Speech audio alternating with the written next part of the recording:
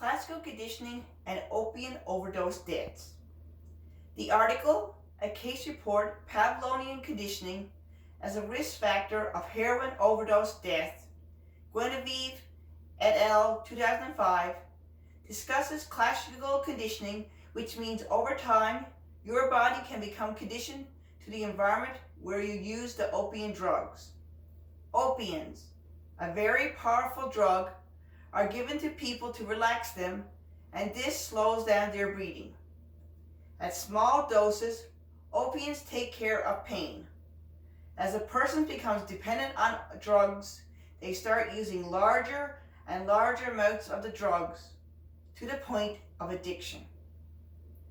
As the body becomes addicted to the opiates, over time, your body develops tolerance to a large amount of drugs entering the body.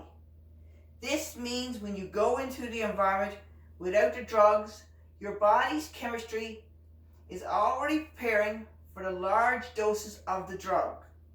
Your body acts like Pavlovian's dog. When salivated without food being present, and is getting ready for a large number of opiates when you enter a room without the drugs even being there.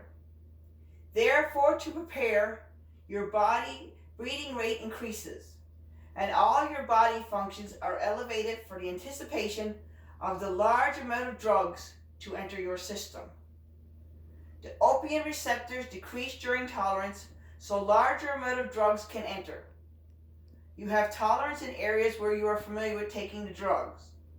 So when you put large number of drugs into your system in an environment where your body has not had the time to prepare for the drugs to come and adjust your breathing rate, your breathing rate goes too low, and this can be fatal. The person taking this large number of opiates overdoses and dies. Cue exposure therapy is therefore very important for a counselor to do with their client. In cue exposure therapy, you gradually expose the conditioned stimulus and replace the drug with something else, like opium blocking drugs, naloxone and ibuprofen. If you repeat this over time, the stimulus becomes neutral and is no longer effective. The implications are that you have to be careful and make sure that you remind your patients that they always need to use the same environment while they are using or slowly withdrawing from the drugs.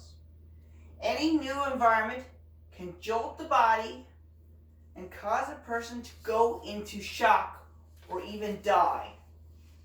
Therefore, it is important as a therapist to recognize the cues or triggers that go along with a person's addiction.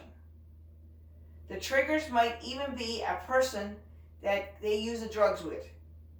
It can also be the place where they use the drugs, or a sound or smell. It is also important to remember that every person may have different cues or triggers that causes them to respond to their addiction in a more powerful way. Therefore, it's important to know a patient triggers for opiates. When talking to the patient, you need to know in detail the specific setting where they use the opiates and remind them the importance of being in this exact setting. Once you know these triggers, then you can use cognitive behavior therapy and motivational therapies to help reduce these triggers. Over time, while a person is in treatment, it is critical to reduce the number and power of these cues. However, this has to be done gradually. People who do not reduce these opiate addiction triggers are at risk for relapse.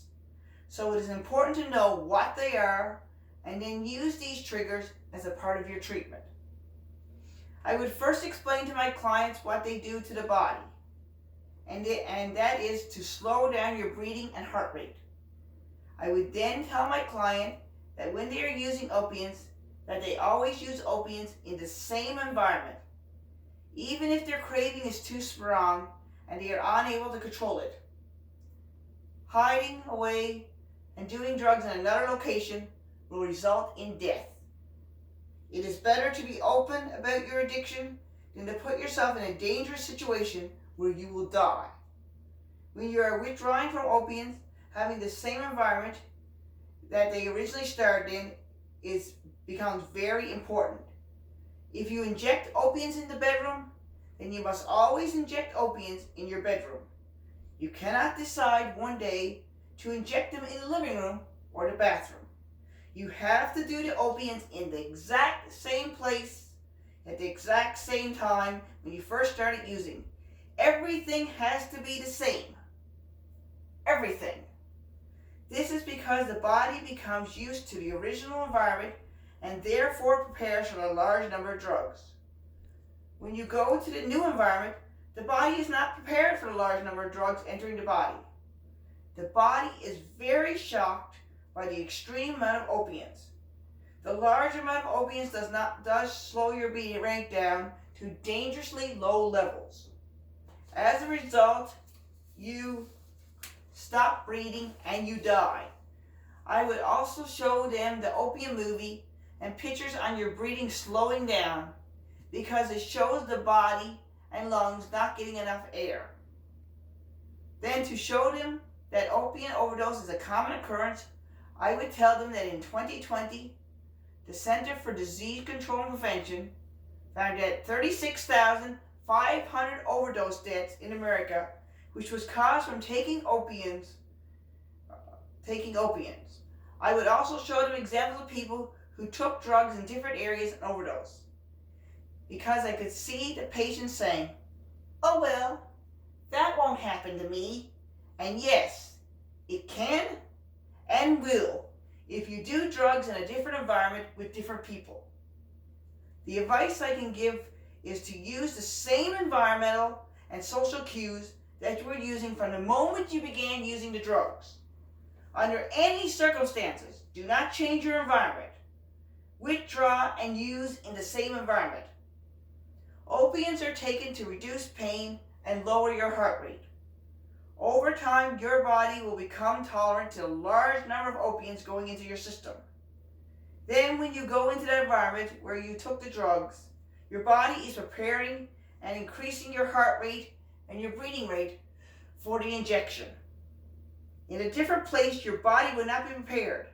So when you take the drugs, it would cause your breathing rate and heart rate to go way too low and overdose, and death is imminent. If you use in your home, then you need to withdraw from your home. In the same home as not to put your body into toxic shock. Never use the drugs in another location, but in the same environment.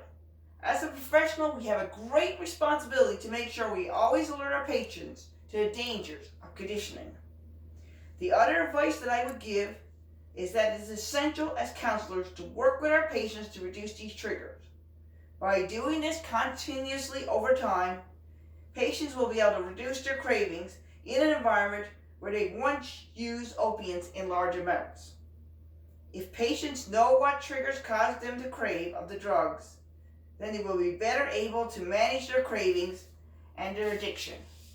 It will take a lot of classical reconditioning and opium blocking medication to retrain the brain, but it can and it must be done to help stop people from overdosing and dying from taking opiates.